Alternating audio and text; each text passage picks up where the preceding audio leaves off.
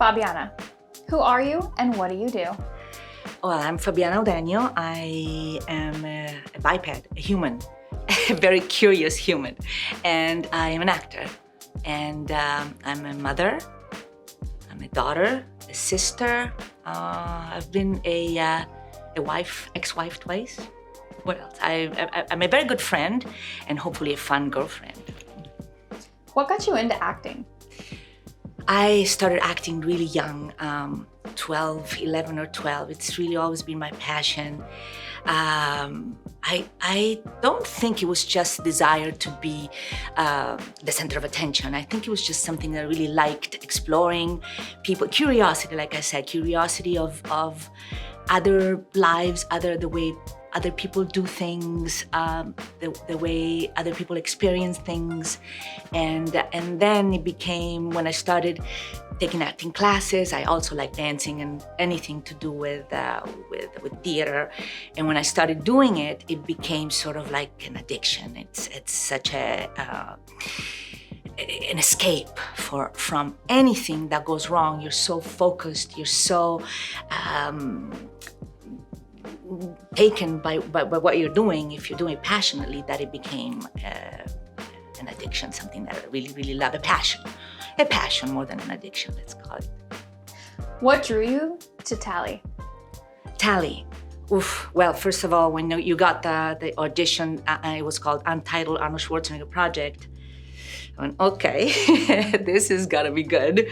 First time he had ever done television, but then the character, I think I had, when I read it, I really thought I can do this. I really said to myself, I want to do a great job because Tally I have a lot in common with her. She puts family first. That's her priority. That's been her priority throughout her life.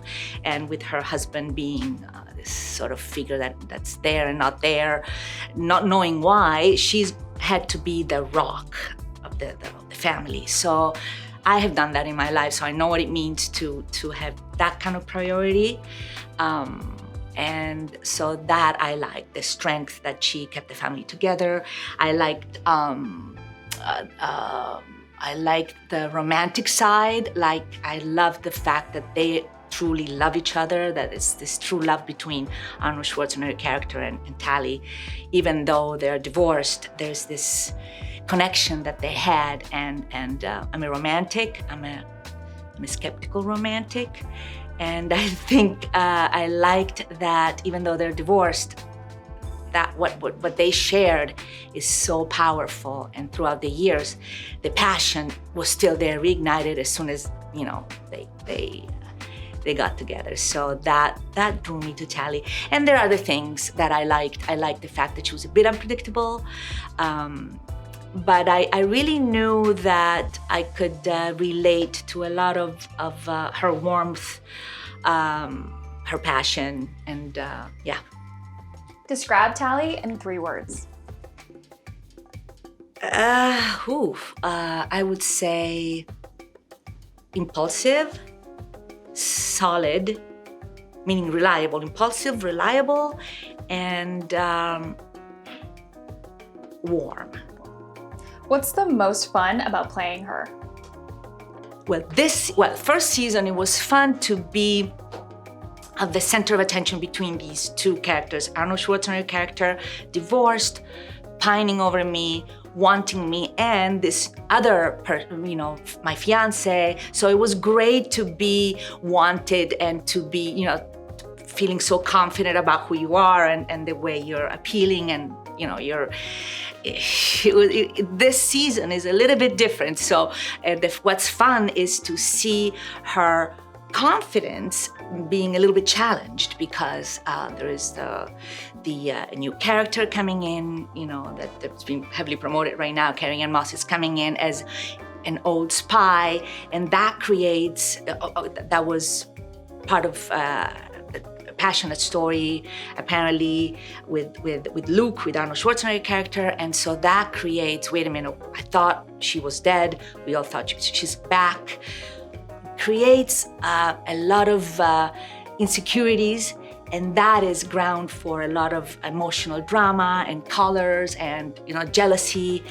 And really, you don't want to get an Italian woman jealous. That's not a good idea. And so that's what's fun this year. So for all of the characters, we really have to thank Nick Santora that for our second season, he gave us such a range, so much fun. We're all cooped up. I mean, our identities have been compromised. So we are under the witness protection program. Things are happening, a little cabin fever, everybody is finding things about themselves that are, not necessarily the first color you think of. And so it's really wild, and it's a lot of fun. So this season, I think the variety of emotions, it's been the most fun. And some unpredictability, unpredictable colors that come out for my character, but really for all of us. What's it like working with Arnold? It's been a dream come true. He is, as an actor, he's prepared, professional, and he knows how to have fun. He improvises a lot, so that was great in the first season to find that out. And in the first season, of course, most of my job was to feel at ease, even though I didn't know him. So there was a certain amount of,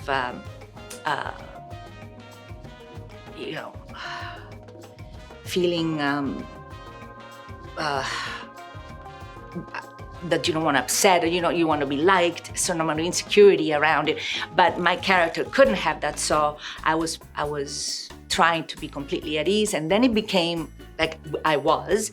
So really, to listen to his stories during breaks.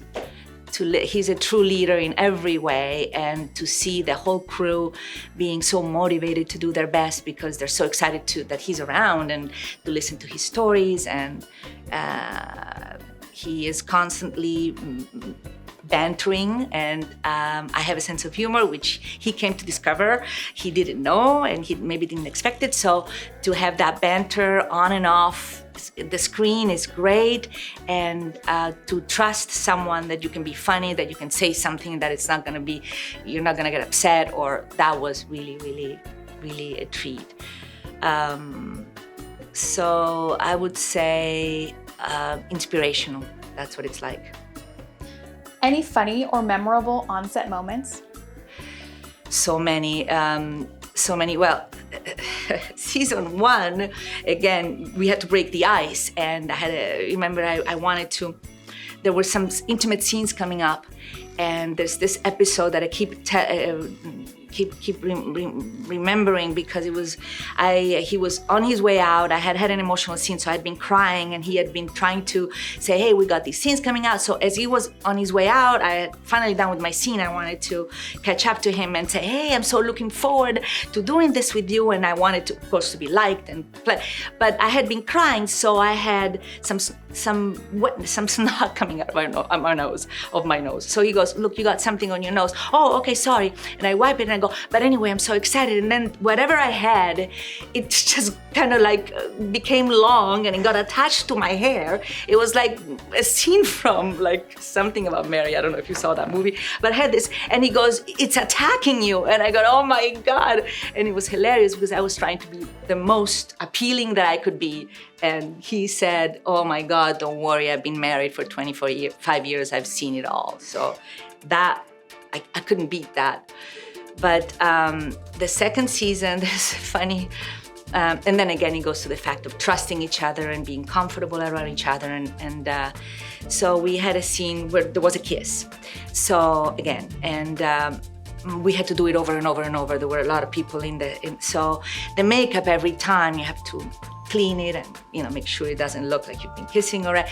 So it came during the rehearsals. I said, do you mind if I don't, during the rehearsals? Okay, sure. No, we weren't kissing during the rehearsals. And then I guess we were shooting the scene, and I thought we were still rehearsing. So he comes in for the kiss, and I just don't. And he goes like that, and everybody goes, and I go, no, I just don't want to ruin my makeup. I mean, I thought we were rehearsing, and everybody, no, we're shooting, and I still thought we were rehearsing, and I thought they were joking, and I go, no, but and he just went off saying, do you see what I have to go through? This is the first woman that refuses to kiss me, and so he played all upset, and I was still, oh my God, are we really shooting? And it kept going on for a long time, and I was unsure whether or not, and he took it to bad, saying, like, look at what I have to deal with, and after all these years, and so that's another funny moment of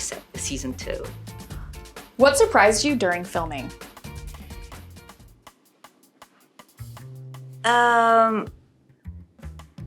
What surprised me during filming? Well, I usually go to the set prepared, so pleasantly surprised me was the way we all got along. And we became like a family, and usually there's some drama, some maybe people that don't get along, and it did not happen in this season, and the Canadian crew was amazing.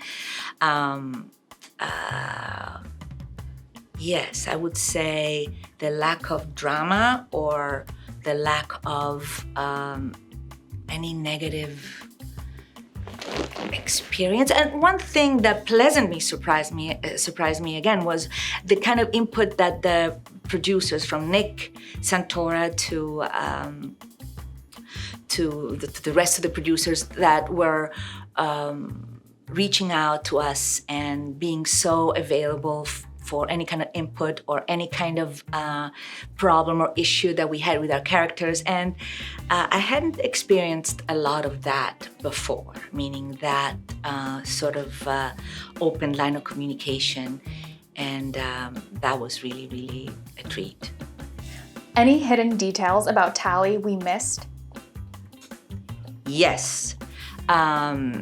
And because of the circumstances of the second season, you're gonna see a lot of her colors come out in a way that's very unpredictable, spontaneous, and because of the fact that they are in the witness protection program, and they are their lives, her life, it's been completely upside down, and now all these questions about loyalty and insecurity, things pop out, and I loved it. I loved all the range of emotions that she has, and what you come to see is her resilience and her strength and her desire to assert herself and to understand and not to be left behind, and to sort of, obviously she has no experience and she can't become all of a sudden a CIA operative, but she's trying to understand what's going on, and she's trying to have her say, and she's trying to make her presence known and felt and have an opinion, and she always has an opinion. So her opinions are going to be very interesting to discover in season 2. What do you want for Tally in season 2? I've already done it. So maybe if we have a season 3, I know what I would want for her. What do I want for her to captivate the audience, really, and to surprise the audience, and to, I want for the audience to be intoxicated by her presence, her charisma, or her everything, warmth and passionate, and I want the audience to be taken on a whirlwind of emotions with her, the same ones she's experiencing because of the circumstances of season 2. Do you remember your first set experience? In my life? Oh my goodness, I was so young.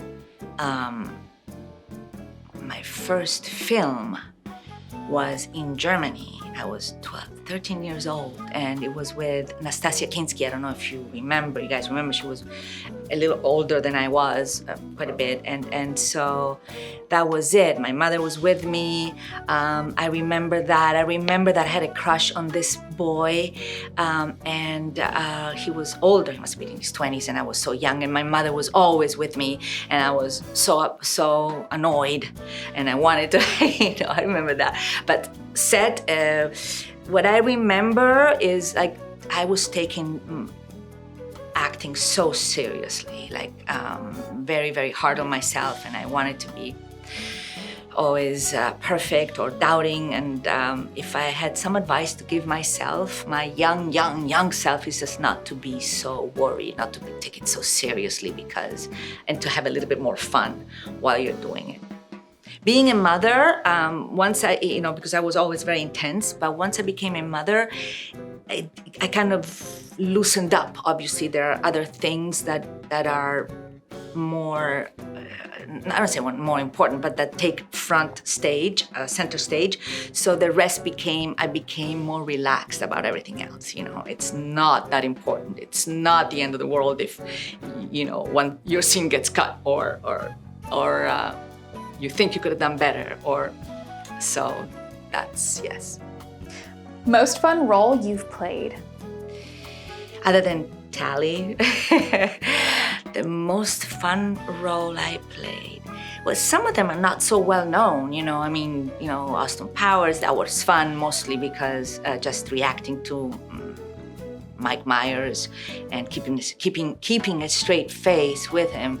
It was hilarious just to see that character come to life when you read it on the page, and then you see what he did with it. You'd have no idea. It was the first one, so that was a hell of an experience. But as an actor, maybe, I remember doing a sitcom with Burt Reynolds, and he was the director. The show was called Evening Shade, and I had a huge guest role, one episode, but it was a very, very, and he directed that show, and it was great because he was such an actor's director, and he gave me a lot of great advice. On a sitcom, you rehearse and then you do it in front of a live audience, and I remember that. After the dress rehearsal, that evening, he said, you're great, you did great, but I want you to go home tonight, and I want you to come back tomorrow, and I want you to come back as if you own this place. And I go, what a great note, what a great coming from him to say to an actor, I want you to be basically just you own it, you're confident, I don't know. And it worked. It worked. It gave me that sort of, so that remains one of the best maybe notes that I got, other than, of course, FUBAR. We have an amazing set of directors and incredible cast, but that was fun. Then I remember some fun. I did an episode of a show called Quantum Leap, and I played a trapeze artist, and I had to learn how to, of course, I had a double to do the triple somersault, but I had to leap off, and that was sort of scary and fun at the same time. I remember I got the part. They asked me, "Are you afraid of heights?" And I said, "No." And then I got the part, and then the first thing was I was up on this huge ladder his name was Bob Yerkes. He trained all of the actors for Circus of the Stars. So I was up on this thing, and as I was climbing higher and higher, I started going, maybe I am afraid of heights, because I had never been that up high. And then I had the cables, but you still have to. And I remember the executive producer's wife was a daredevil, and she was like going for it for no other reason than to just have fun. And I'm going, okay, I got the part, I said. And so I remember that being fun and scary at the same time. So, any roles you regret passing on? I haven't passed on any much. I like my job, and I am proud to say that I am flexible as an actor. I think that's what gives you longevity, is to be able to say, okay, this is what I like to do, but I want to give this a shot. And so smaller parts are usually the hardest ones.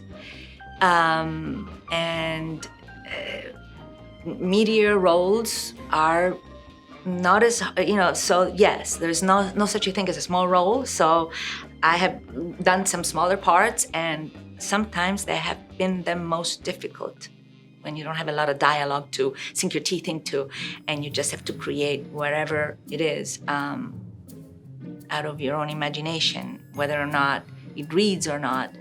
You have to do it in order to believe it yourself and be believable. So, How do you prep for a role? it depends. It depends on the part. If sometimes you go from the outside in, or I go like, what would she wear? What does she do? And then that, and sometimes you go from what's her inside out, So, and you try to research.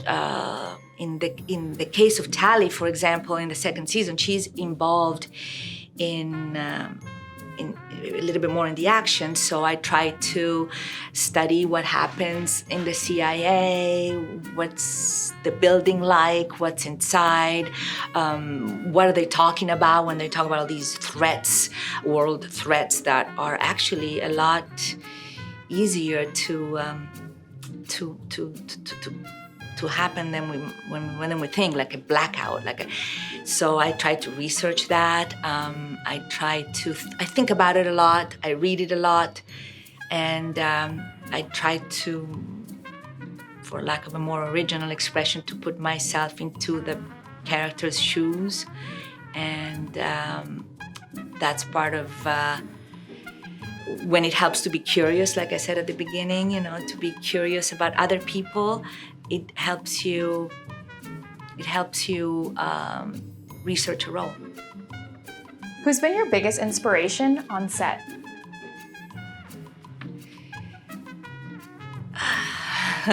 Well, Arnold Schwarzenegger is so inspiring as an actor, but also as a presence,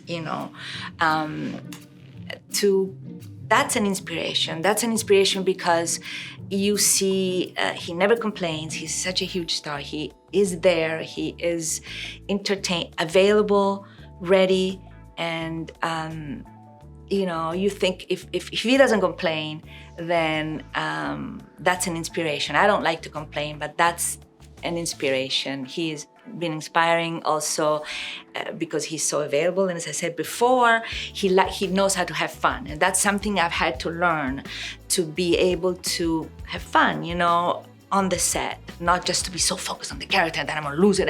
Just relax, step away, come back. It'll be there. Don't worry so much. And even now, don't worry, you were great, because I have a tendency to replay things that I've done, I could have done better, which is part of being passionate about what I do. But that's an inspiration he's been an inspiration for sure. Who else? A lot of people that I haven't had the pleasure or luxury to work with, as Mary Streep is an inspiration, other many actors that you see and they inspire, and that you strive to be as good as they are, or something they say, or how they portray a character, or a range, or a color that they show that inspires you to broaden your own range. Any hobbies outside of acting? There are a few things that I've done in the past that were very daring. Scuba that I don't know if I'll be able to do it now, because I guess when we get older, we get a little bit more afraid, maybe, or less daring. But scuba diving was one of them. Loved, and now of course I can do snorkeling, and I don't know if I could do with all that gear and go under, and all the things that can happen. I'm a little bit more, if you're not completely calm, you're not able to do it as well. And one thing I've done that I wish I had done more of, I went paragliding once, and I'm still amazed that I did it, and I wish I would do it more. It's not really a hobby, it's the most exciting probably thing that I've done. But I like yoga, exercising, watching movies. So that's not really outside of acting, but I wish I could say cooking, and I'm Italian. No, that's not one of my things that I like to do. Making reservations, that's a hobby. What would surprise people about you? Maybe that when I cook, it actually tastes good. Because I have a bad reputation. Because sometimes people are surprised that I joke a lot. So I have a sense of humor and people don't expect it, and maybe they're taken aback, and I'm just joking, and I'm a little blunt sometimes. I'm a Sagittarius, and I'm honest, and sometimes things come out, and that may be a little surprising. They're not as edited or polished as they could be, just because I'm being myself and a little unedited. And that's about it. I'm not very mysterious, so that's not one of my fortes. So people are often maybe not that surprised, because I kind of have a tendency to show who I am pretty early on. Advice you'd give your younger self? Oh, I was talking about that earlier, right? So yes, take it easy, lighten up,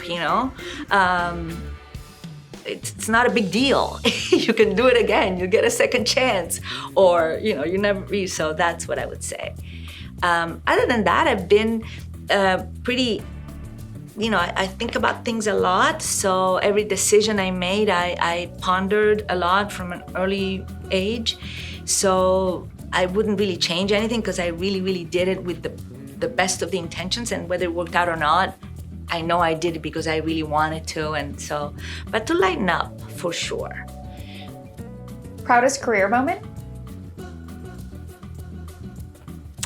Oof, it's early on. So when I was 13, I was cast for a theater company in Italy, Piccolo Teatro di Milano, and the director was Giorgio Strehler, who was an icon in the European, worldwide. We came with this edition of The Tempest. We came to the Olympic Arts Festival in 1984. We opened a European theater in Paris. So, and he was famous for these long rehearsals, months before. And I remember I was playing Miranda in The Tempest, and there was this rehearsal, and I did something sort of improvised. And his rehearsals were famous because he was such a charismatic person that there were always many people that were allowed to come and witness his directorial efforts, and people so there was always quite. And I remember that time, and I did it, it was already lit, we were rehearsing, and he stood up and he went, "You see that? That's talent. È talento. Questo è talento. Avete visto tutti quanti?" So he turned around, said, "Did you see, guys?" Because I did something that came from me, and that was for him to say it. I never forget it, and every time I doubt myself, I go, "Hey, wait a minute." I was 13, and that guy, il maestro, said, "That's talent. So don't you forget that." So that was my proudest moment. Came early on, so it's hard to match. There have been others, but that kind of molded my confidence. When did you feel like you'd made it? I don't feel like I made it yet. Maybe when I got FUBAR, I went, wow. Especially coming, because I focused on being a mother so much. There was a slowdown of my career, and coming at this time of my life, it went, damn it. This is good, That means that I have something that's long-lasting, and so I guess FUBAR is it, because at the timing it came in my life, and I told Nick Santore, I said, "Hey man, you changed my life. I mean, this is great, on a personal level, on a confidence level, yes." Who would play you in a biopic? Oh. It'd have to be somebody younger, right? uh, because I don't know.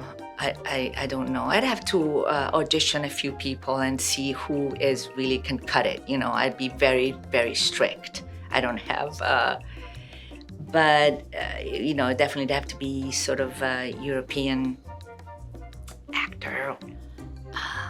You'd have to be extremely talented, and no, I don't know. I'd be very, very just strict though in choosing who would pick me. Of course. If you weren't acting, what would you be doing? God, I don't know. I mean, I started so young. That's all I've ever done. It's something that sometimes worried me. That's why I'm so happy that I've had such a long career, because it is my passion, and it is really the only thing I've ever done. I think sometimes I wish I had a law degree, because I mean, as an attorney, you can defend yourself so well, and you can, you know. So maybe I'd be a good judge. I think I'm fair. Maybe I'd be a good teacher. I think I'm definitely patient. So, yeah. How do you unwind after work? Well, I have my hands full with my son, but glass of wine. Yeah. What's your biggest weakness? I like to sleep in the morning. I'm not an early riser, so I like to stay up late at night. So that's, you know, I get a second wind.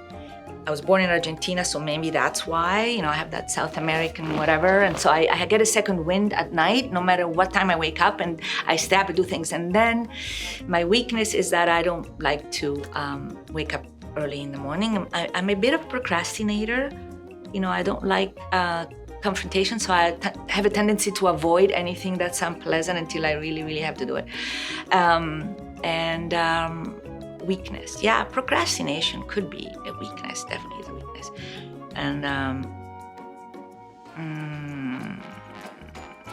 that's about it. I don't have any weaknesses other than that. What's your biggest strength? Perseverance and a positive attitude. I have a positive attitude, so I like to. I don't like to complain. That's why I like Arnold so much. He doesn't either, and I'm glad there's somebody so successful that you don't need to complain in order to reach the top in so many. So positivity, and perseverance, and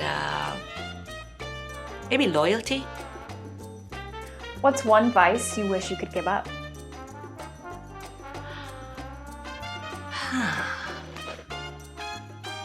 Wine and chocolate. When do you feel the most inspired?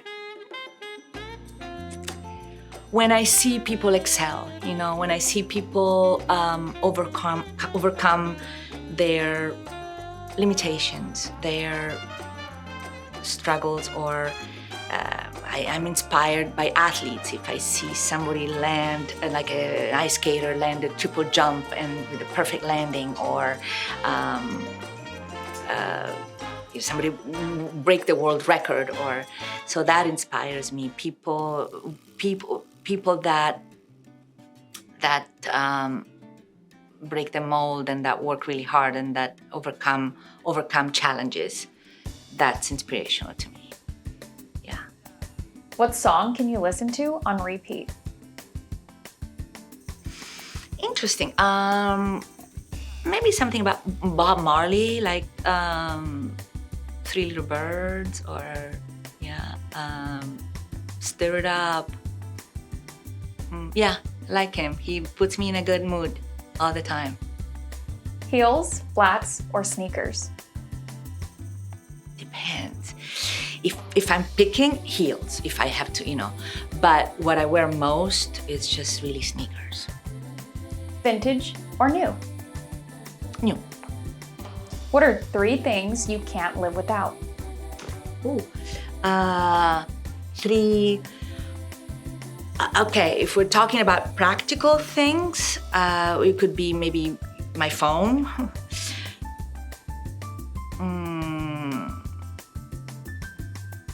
Money, my phone, my credit card, and water. But if we're talking about something a little bit more existential, that would be freedom,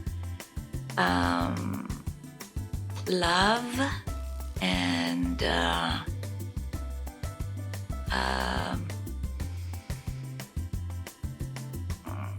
adventure. What's the most adventurous thing you've ever done in your life? See? Okay, that's paragliding.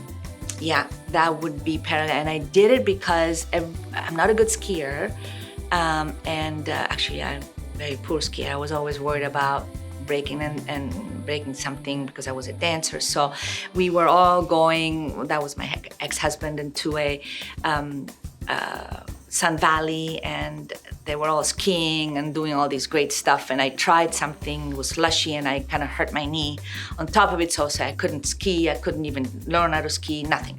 So I went to the gym, I was walking, I was kind of left out by the whole fun thing. And I met somebody at the gym that said, hey, you want to go do this? And I go, okay, without really thinking about it, because if you think about it, it's kind of scary, you're like, so, I followed this young man, and then I told the whole crew, hey, tomorrow I'm gonna do this. So he showed up, we went up the hill, everybody was looking at me, and they said, she's never gonna do that, and I did. And with, you kind of have to take a running start, and it's a tandem, so you're doing tandem. And then I did this thing, so we're actually flying, and they were like, with their mouths open, looking at me, and I said, you see, I can't ski, but check that out. So it was a very good revenge for being left out of the skiing adventures, and I kind of like took it to bat and, gave them a run for their money with my adventure, yes. What's the best piece of advice you've received? Well, I mentioned it earlier, right? Like, walk in there as if you own the place, and that is true. Especially as an actor, you want to be auditioning as if you already had the role. You want to, you want to be confident as a major piece of anything we do in life. So yeah, that was good advice that I received that one time. What's your pet peeve? You know what it is? I really don't like when women don't support other women. And I think it is so, I don't want to say rare, but it kind of is to find women that really support each other without jealousy, to find a good friend, to find support.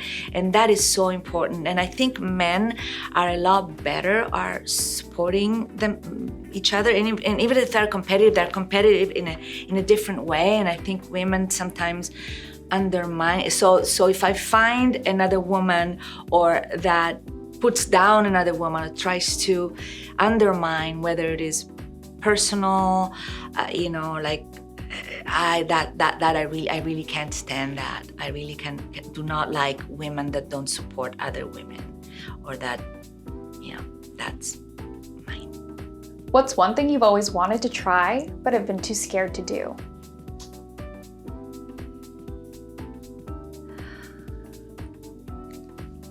I'm so courageous. No, I'm kidding. Skiing is one of them. I wish I could be a good skier. And the reason I was scared is because when I was young, I was dancing and rehearsing, and I was always worried about breaking something. And I think, I wish I could be a good skier. And oh, you know what it is also? Like, believe it or not, I wish I could throw a dinner party for 20 people and not be afraid. For some reason, I'm Italian and I grew up with people cooking, but there's always so much drama around food and people criticizing it and going, oh, this is too distant, in Italy especially, that I've never had a dinner party for more than 2 people. So yeah, I wish I could just cook for 10 people and not be afraid of criticism, which is weird for somebody that's Italian, right? What's one city you've always dreamed of traveling to?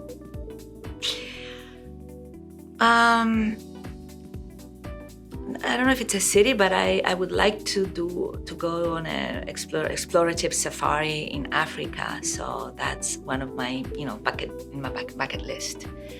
There are many cities that I haven't seen. There are a lot that I have seen, but definitely Africa. I think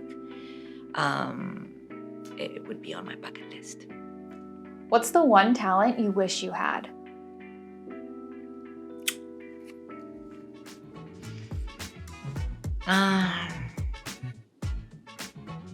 Play the piano. I did teach myself. It's such a rewarding, immediate, instant gratification, and the sound, even if you just take a little simple piano book and you start doing a little bit of Beethoven, da da dee da da, and you can do it simply, and it's so beautiful that I wish I could just sit down and just play. Because it's something you can do at any time, and with acting you need a script, you need an audience. With that, it would be self-fulfilling. Another one would be probably writing a script. I have ideas, but I've never developed the skill of writing, so yeah. What's your favorite fast food order? I don't have a lot of fast food. I like the cake pops at Starbucks. The little sugar things. I order them, and people always think that I order them for my son, but it's for me. So I like those. It's not really. I guess it's fast food. What else? Not a lot of fast food for me. Maybe some quesadilla. Don't want to plug any place, but quesadilla would be second best. What's something you don't want to be doing in 10 years? We don't want to be doing. I don't want to be using painkillers. I don't want any pain, aches and pains. I don't want any of that. I don't want to be bored.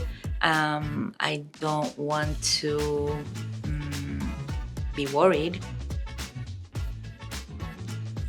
Do you like surprises? Yes.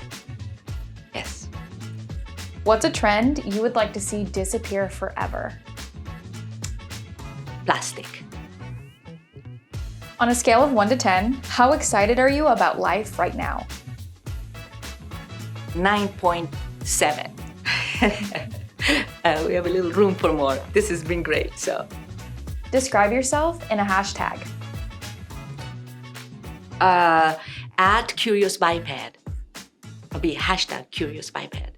I have that on my Instagram, so it's not really a new thought, but I thought it was a good one. What's your wake-up ritual?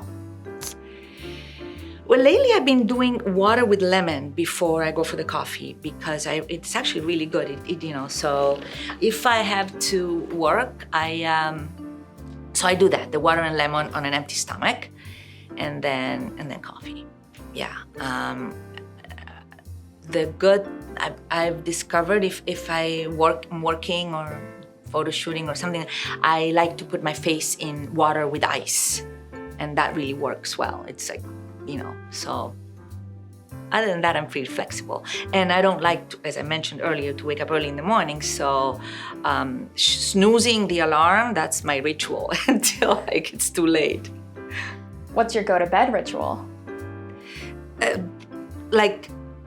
Do this, then check out that, then maybe watch a movie, then it becomes 2 a.m. and I'm still answering emails, and I have Europe, so I have my friends over there that I can chat with. So it is, it's like a continuous, never-ending ritual until it's really too late to go to bed, so not a good one. I should be more disciplined and go to bed at a certain time because it's good for you to sleep at night, but somehow in my genes, I have that night owl kind of a thing going. Who do you want to write your obituary? Oh my God. Who do I want to, oh my God. Oh. I don't want to think about that, but it would be my son, maybe. Oh God, that's also sad. I can't think of it. Oh my God. No, I'm gonna live forever. What's your biggest fear in life? To die. Obviously, no. Yes, that actually, yes.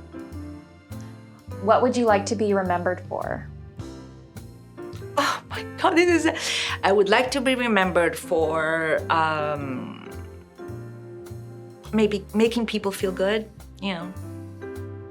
How do you define beauty?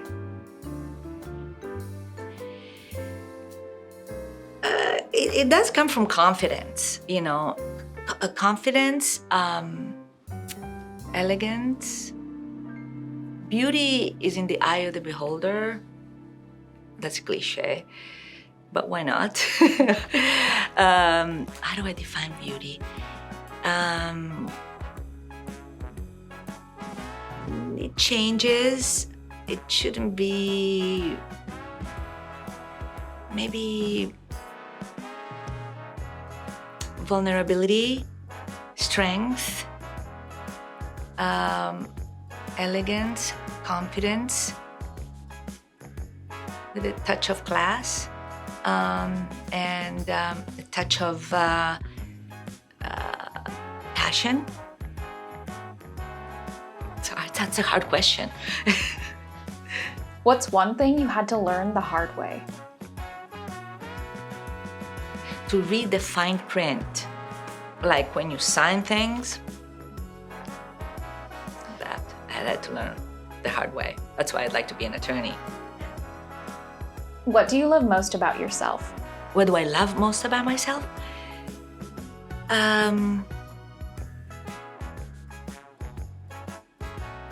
I think it is the ability to look on the bright side, and you know, I take a long time to make decisions, but that is because I look at everything, both sides, and so I do like the fact that I can be flexible and look at both sides and not be rigid. And it might seem undecisive, but it's really not, because then I will make my own decision. But I like to listen to other people's opinions, even the ones that are not my own. I like to challenge my own opinion. So really an open mind. Yes, I like that I have an open mind. If your life were a song, what would the title be?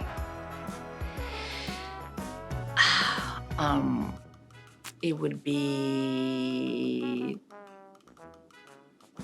so many songs are rushing to my head. This is a good one. If my life were a song, what would the song be? It would be, I get knocked down, but I get up again. And I'm gonna keep it. I get knocked down, but I get up again. Da da da da da da da. If you could master one instrument, what would it be? The piano. If you had a tattoo, where would it be? I don't have any tattoos, but it would be probably on my ankle. Drugstore makeup or designer? Professional, you know, like if you, whatever makeup artist I had, that they used whatever they use, and so it's actually professional makeup. It's actually not that expensive, and it's good, and I use it for everyday life too. So it's not designer, it's either. It's professional. It's what the and now, like, professional makeup artists are starting to use more designer makeup, which I think is not as effective as good old-fashioned professional makeup. There used to be a brand called Joe Blasco. I don't think they even make it anymore, and it was so good. I used that. Now I use something else that is more modern, but it's professional, and you don't really find it in drugstores. So, yeah. Blow dry or air dry? Air dry. Pilates or yoga? Yoga. Coffee or tea? Coffee. Great questions. Coffee, yes. What's the weirdest word in the English language? Oh. Is that a word like supercalifrag? Is that a word? Is that a real word? That one, probably. If it's a word, I don't even know if it's a word. Another word, weird word, would be discombobulated. Just came up with it. It's a weird one. Stairs or elevator? Elevator. Summer or winter? Summer. You're stuck on an island. You can pick one food to eat forever without getting tired of it. What would you eat? Cheese. Yeah. Best thing to happen to you today. This interview. Worst thing to happen to you today. It hasn't happened yet. I told you I'm positive. Worst thing that happened to me today was, I had something, like I ordered something at a fast food place, I don't want to make it flat, and they gave me the wrong order, and I went back to my car. Luckily, I left, early, and I saw it, and as I said, I'm open-minded. It wasn't what I had ordered. Let me have a bite of it. It wasn't good, so I had to get up, go and said, this is not what I ordered. So, so sorry. So that one is the worst thing that happened to me. That's not so bad. If you made a documentary, what would it be about? Dolphins. Last piece of content you consumed that made you cry. I have easy tears. So, last thing I watched that made me cry. I have easy tears. Let's see. It could have been some TV show. Really, really cry. I don't know, but I just want, it depends on how I am emotionally in my life. Something comes to mind. I remember being on a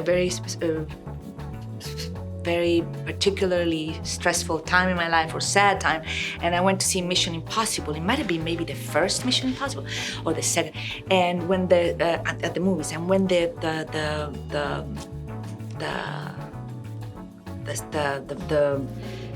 the music started, I was so emotional that I started crying at the theme song of Mission Impossible. Da da da da da. I'm crying.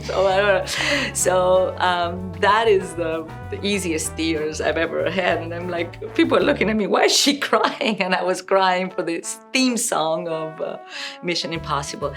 Recently, I don't remember one specific thing, but that's a memorable thing. One. Best place to eat in LA? Ooh. Probably some Italian restaurant. I usually go for the atmosphere though. There are some good old ones like Mastro's, and some Italian restaurants I like. The Little Door.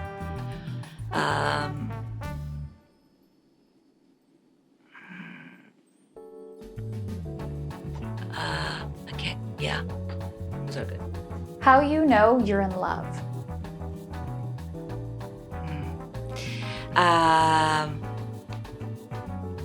Because the moment you try to define it, it just loses its importance. But in love, when you're excited, you think about that. When that name on the phone makes you happy. When you want to share your everything, when you trust, and when there's chemistry, that's important.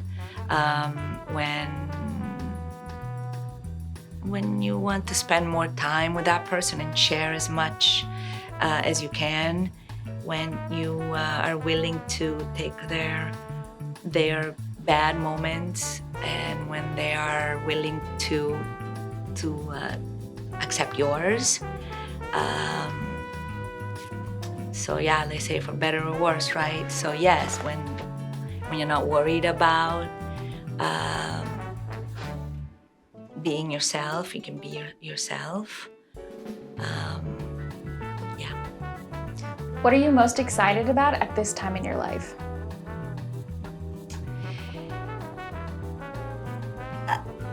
I'm always excited about what's next, and I don't think it has changed much.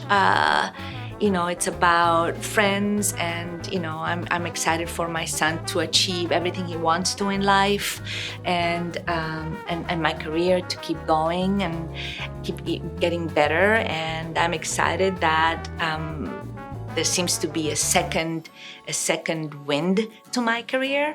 That's very exciting and very rewarding and very, So I'm excited for what's next. What's my next role gonna be? Or, yes. What do you want fans to know? Fans? About me? What do